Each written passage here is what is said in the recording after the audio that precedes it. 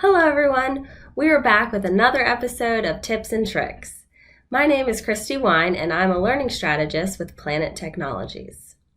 In this edition, we will be covering Microsoft Lists. The List app helps you track information and organize your work. You can create lists for your own personal use or to be shared and collaborated on with your entire team. You can even use the List application within Microsoft Teams.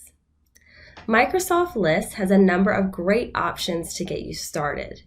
You can start your list from scratch, or you can start your list from a number of ready-made templates to get started even more quickly.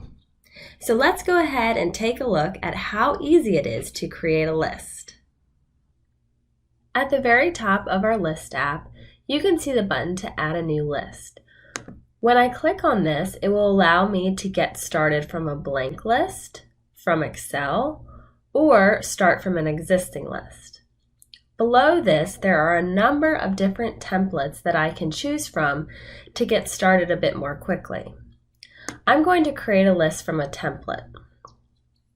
Once I click on the template, it will give me different layout options of different templates. I'm going to go ahead and choose the Issue Tracker template and select Use Template. Once here, I can name my template. I can add a description. I can select a different color. I can even choose an icon to be associated with.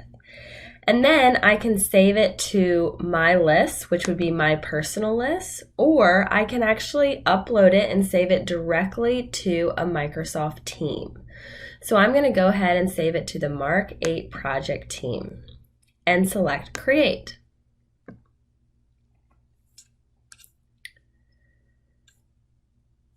Once my list is created, I can easily create new items in the list by hitting the New button in the top left-hand corner.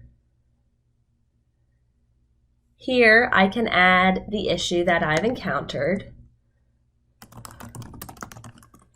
I can add a description. Maybe there's some specific details I want to include. I can go ahead and put the priority level. Is this a critical issue, high importance issue, normal, or low importance issue? I'm going to put high importance. The status is new. I can assign it to someone. I can enter a name or email address. I can select a date that the issue was reported. I can input an issue source. I can add an image associated with the issue, and so on and so forth. There's a number of different options that you can continue to fill out. Once I select Save, this issue is then added to my issue tracker list.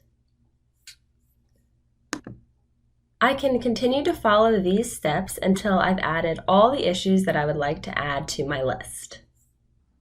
As you can see, it is so quick and easy to create meaningful lists that will help you be more organized.